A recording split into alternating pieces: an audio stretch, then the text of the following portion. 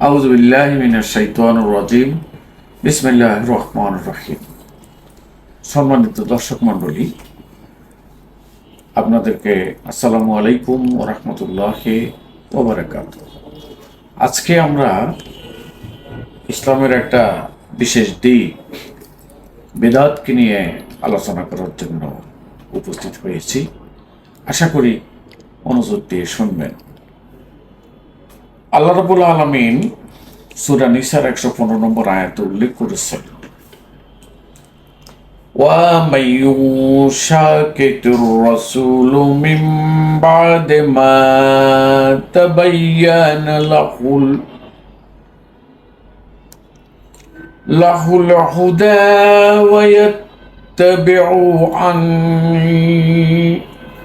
ويتبع خيرا سبيل المؤمنين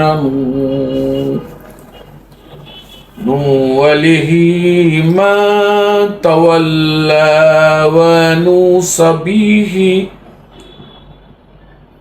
ونصليه جهنم وساءت মাসির। সাদাকাল্লাহুল আযীম। ইরশাদ হচ্ছে, যে ব্যক্তি তার নিকট সঠিক পথ সুস্পষ্ট হওয়ার পর রাসূলের বিরুদ্ধাচরণ করে এবং মুমিনদের পথ ছাড়া অন্য পথ অনুসরণ করে, আমরা তাৎক্ষণিকভাবে সেদিকেই তাকে ফিরিয়ে দেব যেদিকে সে ফিরে যেতে চায়, এবং তাকে জাহান্নামে প্রবেশ করা। অর্থাৎ যে ব্যক্তি তার নিকট সঠিক পথ সুস্পষ্ট হবার পর রাসূল সাল্লাল্লাহু আলাইহি সাল্লামের দেখানো পথের বিরুদ্ধাচরণ করে এবং মুমিনের পথ ছাড়া অন্য পথ অনুসরণ করে, আমাদের তৈরি প্রাকৃতিক আইন অনুযায়ী সে সেদিকেই ফিরে যাবে যেদিকে সে ফিরে যেতে চায়, এবং সে জাহান্নামে প্রবেশ করবে, আর তা কতই না মন্দ জায়গা। রাসূল করিম সাল্লাল্লাহু আলাইহি সাল্লাম ইরশাদ করেছেন, যে ব্যক্তি আমার এই দিনের মধ্যে নতুন কোনো জিনিস আবিষ্কার করবে যা এর অন্তর্ভুক্ত নয়, তা প্রত্যাখ্যাত। বুখারী শরীফের 2697 এবং মুসলিম শরীফের 1718 নম্বর হাদিস। সুপ্রিয় দর্শক মণ্ডলী, বিদআত হচ্ছে সুন্নতের বিপরীত।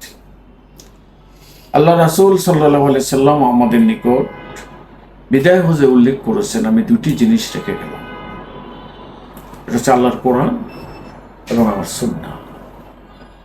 যে মুমিন এই দুটিকে আঁকড়ে ধরবে, তার জন্য পথভ্রষ্টতার কোনো কারণ নেই, তার জন্য পথ হারাবার কোনো কারণ নেই, তার জন্য সফলতার বিকল্প কিছু নেই।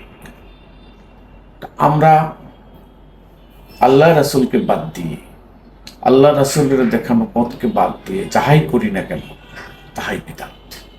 অর্থাৎ রাসূল সাল্লাল্লাহু আলাইহি সাল্লাম নিজে করেননি, রাসূল সাল্লাল্লাহু আলাইহি সাল্লামের সাহাবীরা করেননি, তাবেঈরা করেননি, তাবেঈনরা করেননি, এবং রাসূল সাল্লাল্লাহু আলাইহি সাল্লামের সামনে করেছেন, আল্লাহ রাসূল বাধা দেননি, এমন সব কয়টি বিষয় ছাড়া বাকি সবই বেদাত।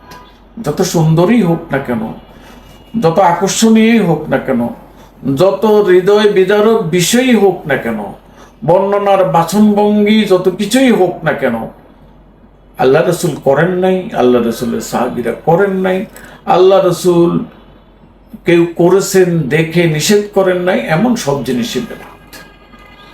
আমরা আমাদের এক একটি বেদাতকে পুনর্জাগরণ, অনুসরণ বা এস্টাবলিশ করার মানে আমরা কি একবারও বুঝেছি?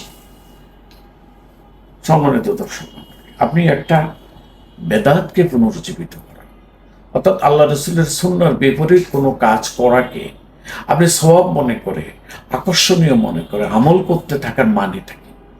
তার মানে হচ্ছে নাউজুবিল্লাহ, আল্লাহ রাব্বুল আলামিনের মনে ছিল না আল্লাহ রাসূলকে এমন একটা সুন্দর আমল উনি বলে যান নাই। রাসূল সাল্লাল্লাহু আলাইহি সাল্লাম ও রিসালাতের দায়িত্ব পরিপূর্ণভাবে পালন করেননি, যা এই যুগের আলেম সমাজ সেটা দেখিয়ে দিচ্ছেন। নাউজুবিল্লাহ মিন যালিক। একটা সবচেয়ে বড় বিষয় হচ্ছে রেসালতের প্রতি তহমত দেওয়া হচ্ছে, আল্লাহর গুণাবলীর প্রতি আল্লাহর গুণাবলীকে চ্যালেঞ্জ করা হচ্ছে, আল্লাহর রাসূলের প্রতি আল্লাহর যে অনুগ্রহের বিষয়টা সেটাকে চ্যালেঞ্জ করা হচ্ছে।